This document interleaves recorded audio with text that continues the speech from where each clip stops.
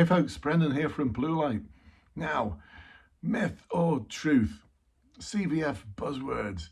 Do they work in your police recruitment interview? Or are you just wasting your time? So I was inspired to make this video from a one-to-one coaching session this week where one of my clients seriously asked me, because he'd heard it from a real police officer who, I don't know what this individual was talking about, had said that there's like this secret in police recruitment. You have to mention 4 keywords. If you don't mention those 4 keywords, you will fail your interview.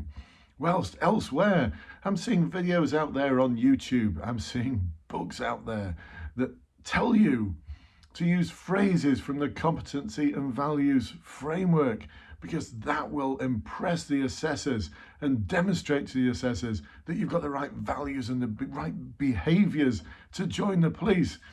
No. It's just complete and utter BS.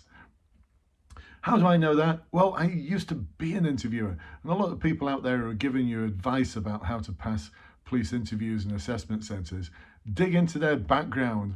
They've never been a police officer, or at best they might have served within the police, but they've never had a warrant card in a pocket. What do they know? I used to do the interviews for the police service. For Greater Manchester Police, I used to do the interviews.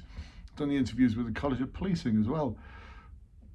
I know what I'm talking about. I know interviewers. I've been doing this now for 27 years, supporting and helping people in the police recruitment process, of specialist interviews for police promotion boards. I've been in the police sector now for 37 years, 28 years of those as a police officer. I still work in the sector. I still do work for police forces. I know what I'm talking about.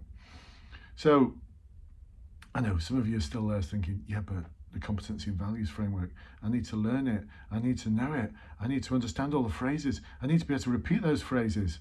Look, what else can I do to convince you? Let's try something.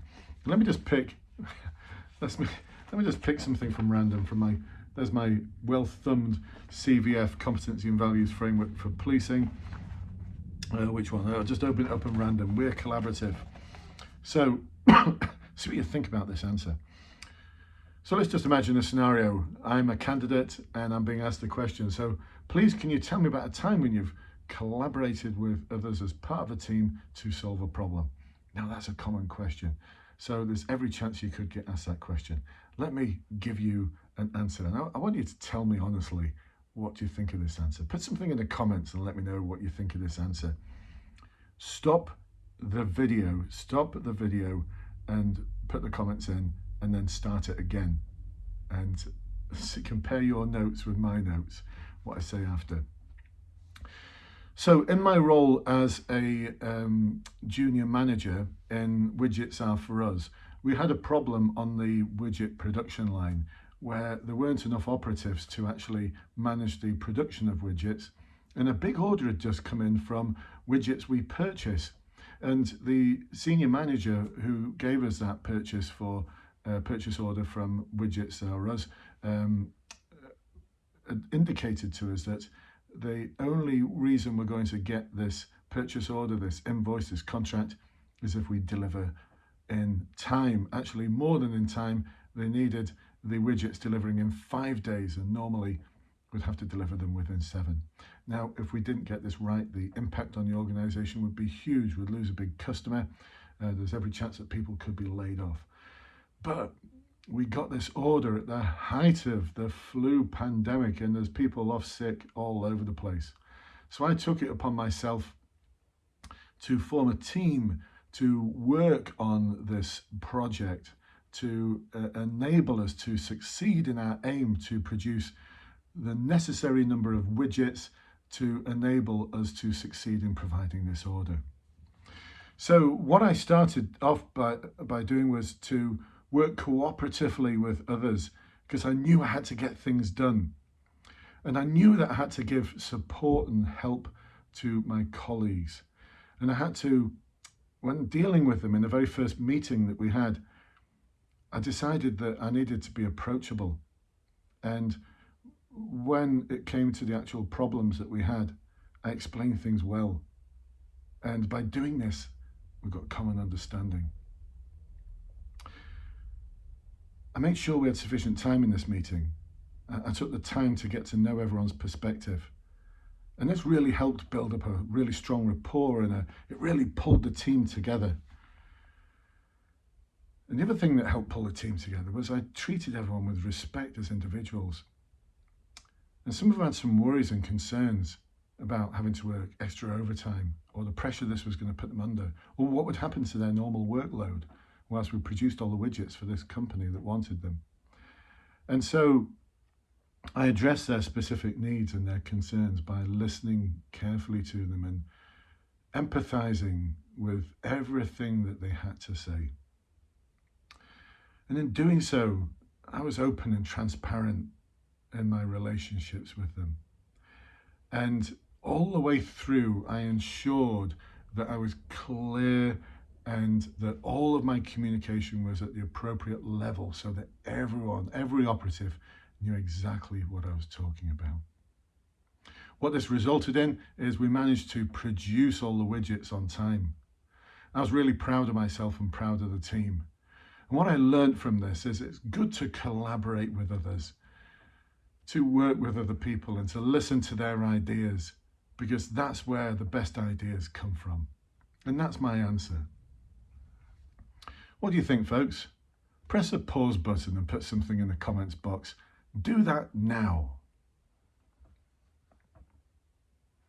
All right, welcome back. I hope you did put something in the comments box. I'm looking forward to reading it. What do you think? Did that sound good? I mean, what a load of brilliant buzzwords. Superb buzzwords. I mean, if there were 4 secret buzzwords that needed to be mentioned to ensure you pass the interview, surely they were in that answer. Can I let you into a little secret? All I did was just read off those behaviours. Think about it. Did I actually tell you anything about what I did? I worked cooperatively with others. Yeah, great. How did you do that? I willingly gave them help and support. Brilliant. How did you do that? I was approachable and explained things well. Great. How did you do that? I took the time to get to know them and their perspective. Yeah, great. How did you find out what their perspective was? I treated them with respect. Yeah, how did you do that? I was open and transparent. How did you do that? I was clear and appropriate in my communications. Yeah, how did you do that? If you think you can buzzword your way through these interviews, I've got news for you. You can't. You're up in front of people like me. I used to be an operational police officer. I was an operational inspector. I was an operational inspector for 12 years, out on the front line. If anyone tried to BS me with buzzwords, I'd sit back, I'd nod, and then at the end of their answer, I'd say, that was really interesting, that. Especially the part where you talked about how you worked cooperatively with others to get things done. How exactly did you do that? And that'd floor them, because they'd just not prepared themselves. They'd listened to all the BS out there. They thought that just knowing your competencies and learning the competencies and coming out with buzzwords is going to get them through. It's not going to work, folks. What's going to get you through is a structured and detailed answer that's authentic, as in it's challenging, difficult. You tell them about all the difficulties, how you overcame them. And emotional, because it was so difficult, there was some kind of emotional connect with what you were trying to do. Structure, detail, authenticity, emotional connect. These are the 4 key things that are going to ensure that your answers pass. Yeah, of course, you could say that I work cooperatively with others. That's your opening statement. The next minute is spent telling them how you actually did that. So there you go, folks. It's a myth. Don't try and BS me. Don't try and BS your interviewer. They're thinking in the back of their mind, can I see this person working on my team? And can I share with you, inspectors and sergeants, they've got no time for buzzwords. They've got short shrift for anyone who tries to BS them with big words. They're very operationally savvy people, the people they put in front of you. And they're asking themselves the question, can I see this person at 4 o'clock in the morning on my team when everything is going pear-shaped, the wheels coming off, but everyone's pulling together. Can I see them as part of my team? They understand the CVF just as much as you do. How do I know that? Well, I work with them.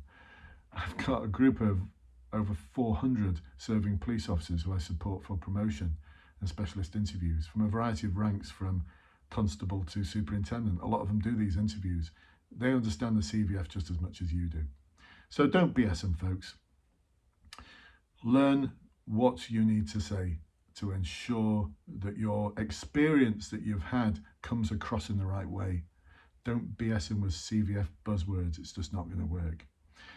Check the links below to find out more, where we practice this every week in webinars to hone your skills for the interview, for the online assessment centre, for promotion boards. And this is where we make the mistakes, folks.